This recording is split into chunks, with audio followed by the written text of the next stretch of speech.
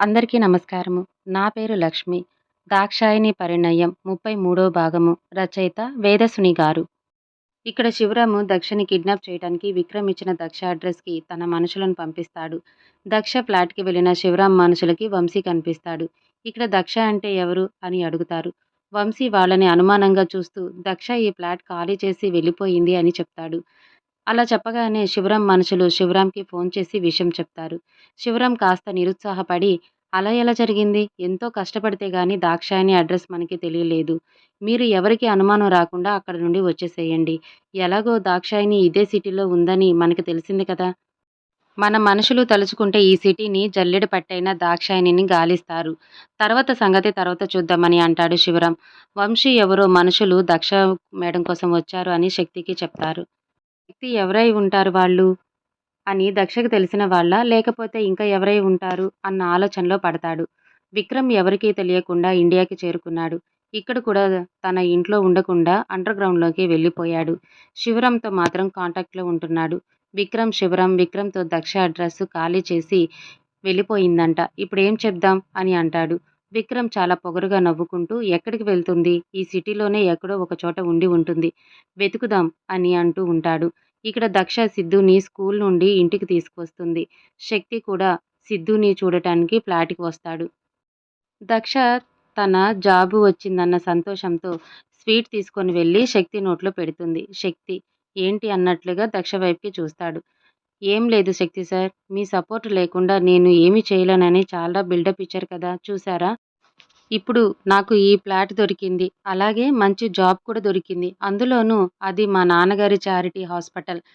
నా మేనత్త అండర్‌లో నేను వర్క్ చేస్తాను అని సంతోషంగా చిన్న పిల్లలాగా కేరింతలు కొడుతూ చెప్తుంది దక్ష. అప్పుడే వంశీ సార్ ఈ బ్యాగ్ కార్‌లోనే మర్చిపోయారు అని దక్ష బ్యాగ్ తీసుకొచ్చి శక్తికి ఇస్తాడు. ఆ బ్యాగ్ చూసి శక్తి వంశీని ఉరిమురిమి చూస్తూ ఉంటే వంశీ ఏంటి శక్తి సార్ ఇలా చూస్తున్నాడు? నా వల్ల ఏదైనా తప్పు జరిగిందా?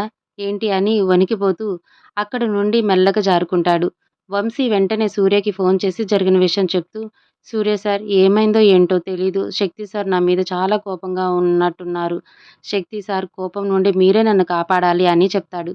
సూర్యకి విషయం అర్థమయ్యి, "వంశీ ఇక నీ పని అయిపోయింది. అసలేం జరిగిందంటే నీకు తెలుసా" అని దక్ష విషయం, బ్యాగ్ విషయం, దొంగోడి విషయం అంతా చెప్తాడు. సూర్య అదంతా విన్న వంశీకి కాళ్ళ మీద భూమి కంపించిపోతుంది. ఇప్పుడు శక్తి సార్ నన్నేం చేస్తాడో ఏంటో! నన్ను ఏదో మెచ్చుకుంటాడని బ్యాగ్ తీసుకెళ్ళి ఇచ్చాను కానీ, ఇప్పుడు నేను శక్తి సార్‌ని ఎలా ఫేస్ చేయాలి? అని భయపడుతూ ఉంటాడు వంశీ. ఇక్కడ దక్ష ఫ్లాట్‌లో శక్తి ఈ వంశీ గాడి సంగతి తర్వాత చూస్తానని అనుకుంటూ ఉండగా, అప్పుడు శక్తి చేతిలో ఉన్న తన బ్యాగును గమనిస్తుంది దక్ష. "ఈ బ్యాగ్ నాది కదా! ఈ బ్యాగ్ మీ దగ్గరికి ఎలా వచ్చింది?" అని అనుమానంగా అడుగుతుంది దాక్షాయిని. సిట్యుయేషన్‌ని కంట్రోల్ చేయాలని శక్తి నేనే నీ బ్యాగు దొంగతనం చేసిన వాడిని పట్టుకున్నాను. అది నీకు ఇవ్వడానికే తీసుకొచ్చాను అని అబద్ధం చెప్తాడు.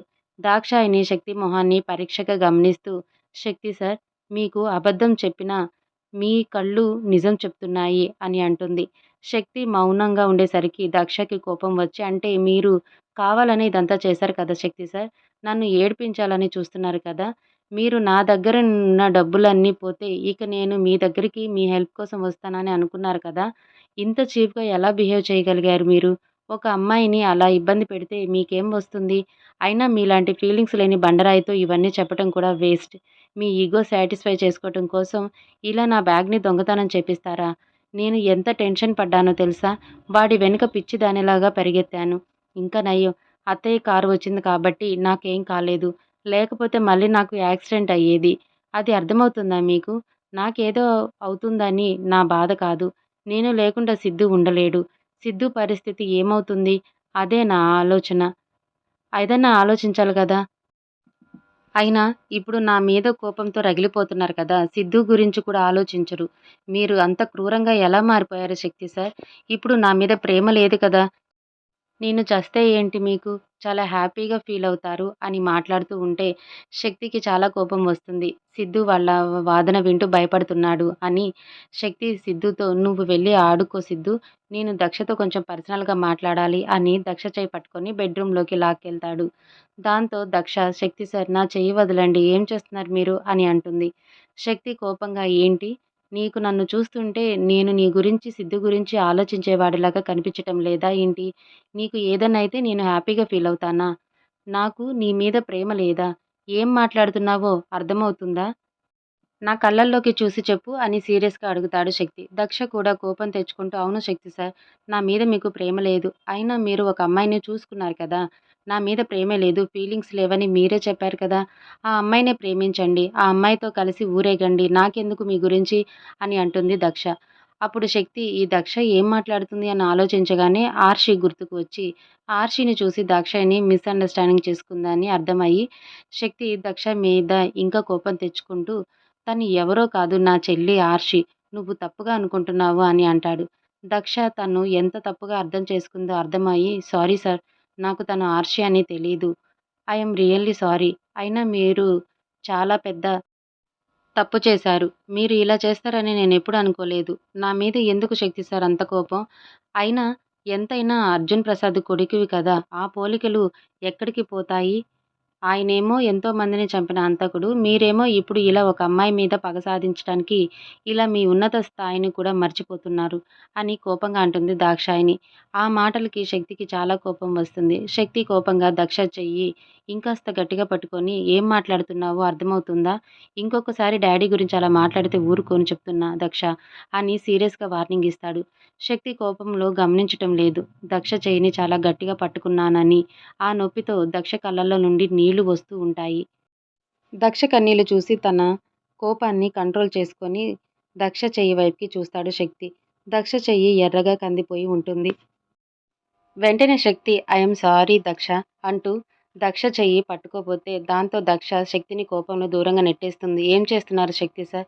నేను ఒకసారి కాదు 100 సార్లు అంటాను. మీ డ్యాడీ ఒక నరరూప రాక్షసుడు, హంతకుడు, మోసకారి అని దక్ష కంట్రోల్ తప్పి అరుస్తూ ఉంటుంది. దాంతో శక్తి కోపంగా తన సహనం చచ్చిపోయి దక్ష మీద చెయ్యి ఎత్తుతాడు.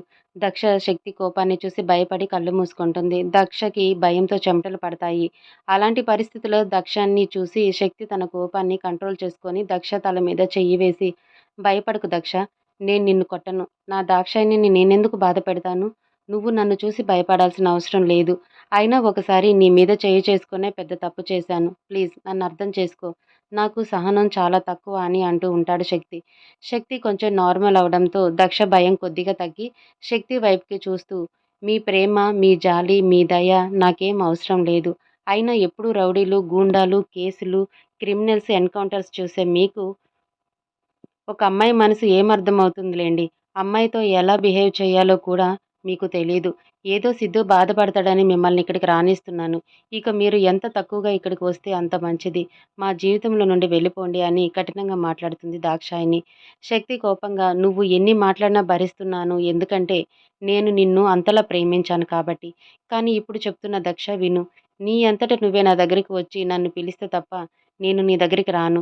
నీతో మాట్లాడను అని అక్కడి నుండి వెళ్ళిపోతాడు శక్తి. దక్ష తన కోపంలో శక్తి సార్‌ని ఎక్కువగానే అన్నాను. ఇప్పుడు నిజంగానే శక్తి సార్ నా దగ్గరికి రాడా అని అనుకుంటుంది.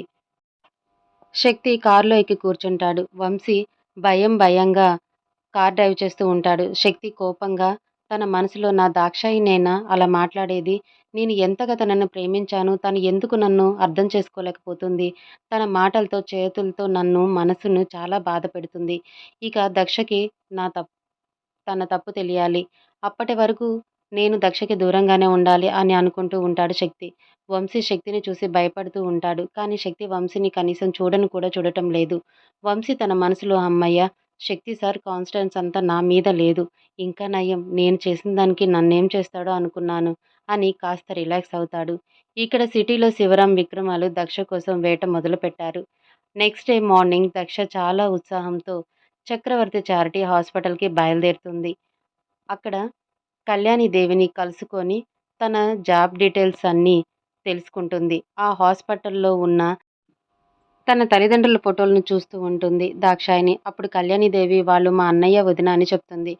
కలిసిన కొద్ది టైంలోనే కళ్యాణిదేవి, దక్ష బాగా కలిసిపోతారు. ఇలా 3 రోజులు గడిచిపోతాయి. ఈ 3 రోజుల్లో శక్తి సిద్ధుని స్కూల్ దగ్గర ఫ్లాట్‌కి వచ్చినా కూడా సిద్ధుతో మాట్లాడి కనీసం దక్ష వైపుకి కూడా చూడకుండా వెళ్ళిపోతున్నాడు. శక్తి అలా దక్షని ఇగ్నోర్ చేయడంతో దక్ష కూడా శక్తిని బాగా మిస్ అవుతూ ఉంటుంది. కానీ ఇద్దరి ఇగోలు వాళ్ళని మాట్లాడుకొనివ్వటం లేదు. విక్రమ్ మాత్రం మాస్క్ పెట్టుకొని కార్‌లో దక్ష కోసం బయట తిరుగుతూ ఉంటాడు. దక్ష క్యాబ్‌లో చక్రవర్తి చారిటీ హాస్పిటల్‌కి వెళ్తూ ఉంటుంది. సిగ్నల్స్ పడగానే దక్ష వెళుతున్న క్యాబ్ ఆగుతుంది.